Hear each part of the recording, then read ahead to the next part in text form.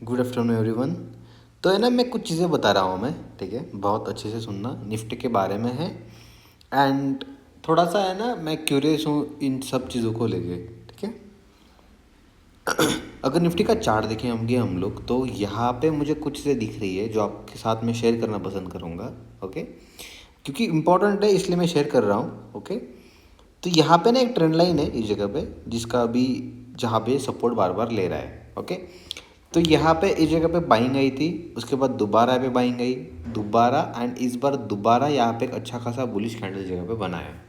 Okay, तो इतनी सारी चीज़ें हमें यहाँ पे दिख रही है, इसका मतलब कहीं ना कहीं पे यहाँ पे बाय स्ट्रॉन्ग हमें दिख रहे हैं। ओके, लेकिन है ना, दो तीन चीज़ें और मैं चीज़ों को ऑब्जर्व कर रहा हूँ जो आपको भी करना पड़ेगा।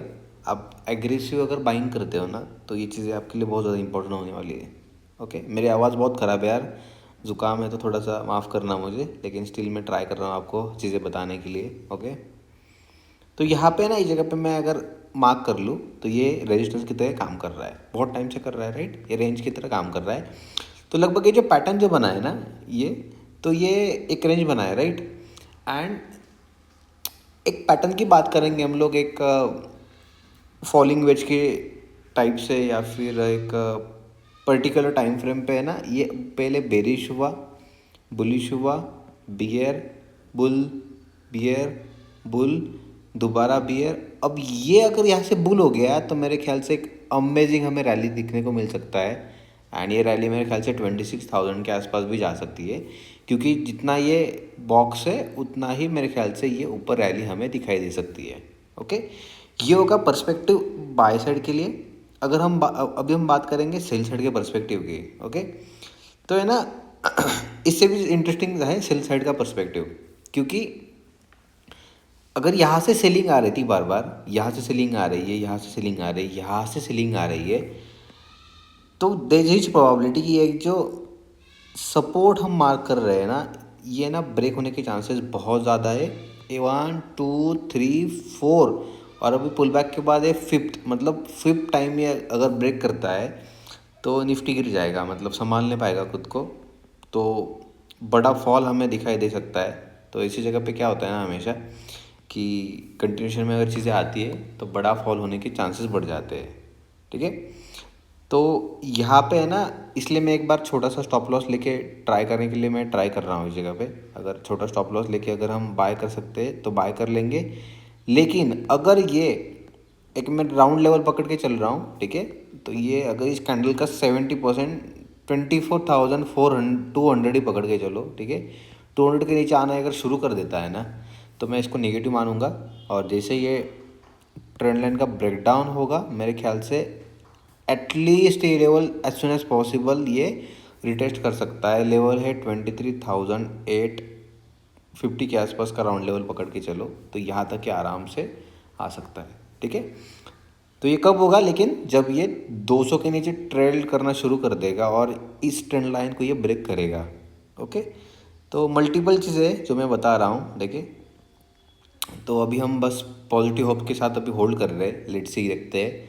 अगर हम बात करेंगे हमारे सेटअप की किल शॉट की, तो यहाँ पे ऑब्वियसली जगह पे बाइंग आई थी। ओके, बाइंग आने के बाद इस बाइंग का जो गोल्डन रेशियो है वो यहाँ पे है, और यहीं से ये थोड़ा सा ऊपर निकलने के लिए कोशिश कर रहा है। अगर ये फेल होता है तो यार बहुत बड़ा सेलिंग पॉसिबल है निफ्टी में, ठीक है। अगर डेटा के हिसाब से देखेंगे तो डेटा के हिसाब से सितंबर में निफ्टी ना ही बियरिश होता है, ना ही सेलिंग में आता है, ना ही बुलिश जाता है निफ्टी, ये साइडवेज हो जाता है, ठीक है। सितंबर मंथ में मैक्सिमम बेरिश टू साइडवेज होता है निफ्टी। ओके, इस चीज़ का ध्यान रखना। उसके बाद हम इस और एक चीज़ के ऊपर बात करेंगे, वही वीकली टाइम फ्रेम, ठीक है। अगर वीकली पे देखेंगे तो यहाँ पे इस जगह पे एक हैंगिंग मैन बना है। ओके, ये हैंगिंग मैन बना है इस जगह पे वीकली टाइम फ्रेम के ऊपर। अब ये हैंगिंग मैन का जो हाई है ना, अगर इसका ब्रेकआउट हो जाता है तो थोड़ा सा एग्रेसिवली बाइंग आ सकती है, लेकिन जब तक उसका ब्रेकआउट होगा नहीं तब तक एग्रेसिव बाइंग पॉसिबल नहीं है, ठीक है। इस चीज़ को थोड़ा सा समझ लेना। उसके बाद अगर हम बात करेंगे टॉप से लेके बॉटम की, ठीक है, तो यहाँ पे इस जगह पे गोल्डन रेशो से ये रिजेक्शन बार बार ले रहा है। तो अगर वीकली पे देखोगे तो मुझे फिलहाल ये बेरिश लग रहा है एज पर प्राइस एक्शन, लेकिन यहाँ पे साइकोलॉजिकली अगर कैंडल्स की बात करेंगे तो थोड़े से ना बुलिश कैंडल थोड़े से बड़े लग रहे हैं और सेलिंग के जो कैंडल्स है वो छोटे छोटे लग रहे हैं। तो बार बार कहीं ना कहीं पे नीचे से बुलिशनेस आ रहा है, थोड़ा सा रिएक्शन हमें दिखाई दे रहा है। ठीक है, शायद पॉसिबल है कि ओवरसोल्ड होने की वजह से भी ये चीज़ हो सकती है, या फिर यहाँ पे जो बाइंग आई थी बार बार बड़ी बड़ी, उसकी वजह से भी ये बाइंग पॉसिबल है। अगर ये सस्टेन नहीं कर पाया यहाँ पे, तो इस प्रॉबिलिटी है कि ये जो लेवल से ये रिटेस्ट करने के लिए आ सकता है। ठीक है, आने वाले टाइम में।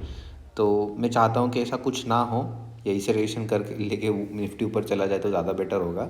ठीक है, फिर आ जाते हैं ईएमएस के ऊपर। ओके, अगर मैं बात करूँगा 100 और 200 के ईएमएस, ठीक है, तो यहाँ पे 100-200 ईएमए का क्रॉसओवर हो चुका है डेली टाइम फ्रेम के ऊपर। जब जब 200 ईएमए पे आया ये गिरा है, दोबारा 200 के ऊपर गया, सस्टेन नहीं कर पाया, दोबारा गिरा है। अब ये दोबारा 200 ईएमए का रिजेक्शन लेने के बाद ये रिजेक्शन दे रहा है। तो यार ओवरऑल अगर ये वही है, इसके नीचे अगर आना शुरू कर देता है ना, तो बड़ा फॉल मैं एक्सपेक्ट कर रहा हूँ। लेकिन जब तक इसके नीचे आता नहीं, मैं थोड़ा सा बस इसी सपोर्ट की वजह से मैं बुलिश रहना मैं पसंद करूँगा। अदरवाइज़ मैं शार्प सेलिंग के लिए मैं इसके नीचे आना पसंद करूँगा।